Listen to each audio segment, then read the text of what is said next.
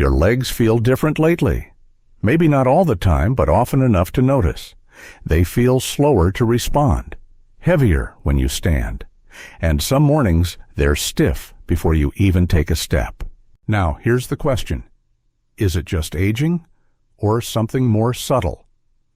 Because the truth is, leg weakness after 60 isn't always dramatic. It doesn't come with alarms or headlines, but little by little strength slips away quietly. So let me ask you this. Have you stopped reaching for the higher shelf? Do you avoid stairs when you used to take them 2 at a time? Have you started holding onto the handrail just in case? You're not alone. In fact, studies show that muscle mass naturally decreases by up to 1% per year after age 50. It's called sarcopenia. But you don't need that word. What matters is the less muscle you have, the less power your legs can offer. And here's the kicker. That loss of power doesn't just affect motion, it affects confidence. You think twice before walking on uneven pavement. You hesitate before bending down to pick something up. And slowly you do less and less. But it doesn't start with a big fall or a dramatic injury. It starts with stillness. Long hours sitting, shorter walks, skipping stretches, and perhaps the most common culprit of all subtle inflammation. Yes, your joints may be whispering before they scream. Behind the scenes, low-grade inflammation stiffens the knees and tightens the calves. Some doctors still debate whether inflammation in older adults is more metabolic or autoimmune. But either way, the result is the same discomfort becomes your background music. And let's talk about nerves. No, not the emotional kind though. Those matter too.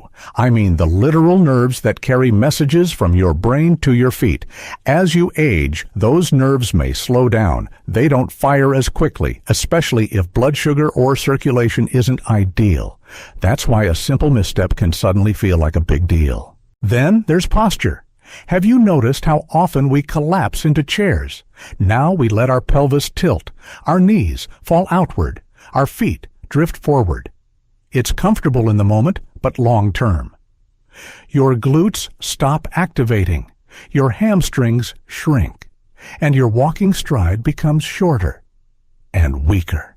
Here's a story I'll never forget. Mr. Fan, age 72.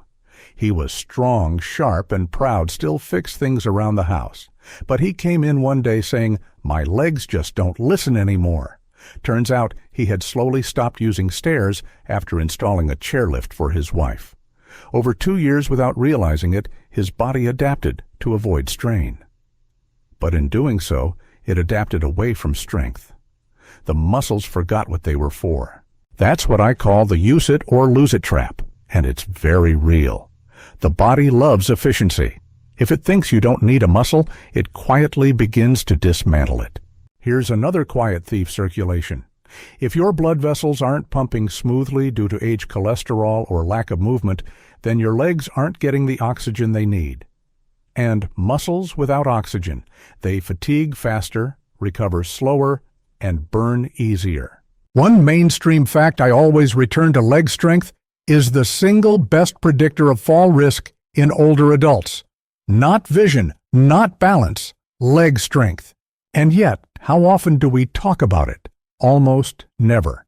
We talk about calcium, about joints, about walking aids, but not about the slow fade of power until it becomes a problem. So if you've been wondering why your legs don't feel like they used to, it's not just one thing, it's the quiet sum of many small changes. Less movement, lower circulation, shrinking muscles, weaker nerves, poor posture, lingering inflammation. But here's the beautiful part. Every one of those causes has a response. Every one of them is adjustable. And in the next section, we'll walk through how. Make sure to stay with me, because even one change can turn the tide. So now you know the quiet culprits behind that fading strength. But here's the part I love. The fix doesn't have to be loud. No gym memberships, no miracle creams, just small, respectful nudges to your body's natural system's reminders, really, of what it still knows how to do. Let's start with the simplest invitation movement. I don't mean a sweaty workout. I mean everyday micro movements that gently tell your legs, hey, I still need you. Try this tonight before brushing your teeth. Stand beside your bed and march in place for 60 seconds. Lift each knee slowly, maybe 5 inches off the floor. Focus not on speed, but on stability. Sounds too easy? Good, because that's what makes it work. When it's easy, you'll actually do it. And those tiny lifts, they light up your hip flexors, wake your quads, and tell your ankles, it's time to rejoin the team. Some doctors still argue about the ideal number of repetitions for senior leg health, but most agree on this: consistency matters more than intensity. So instead of 20 lunges once a week, try 5 mini stretches every evening. Next up, food. Yes, your legs care what you eat. Let's talk potassium, your muscle's favorite mineral. It helps control contractions and keeps cramps at bay. Bananas are great, sure, but so are cooked sweet potatoes, avocados, and a handful of white beans.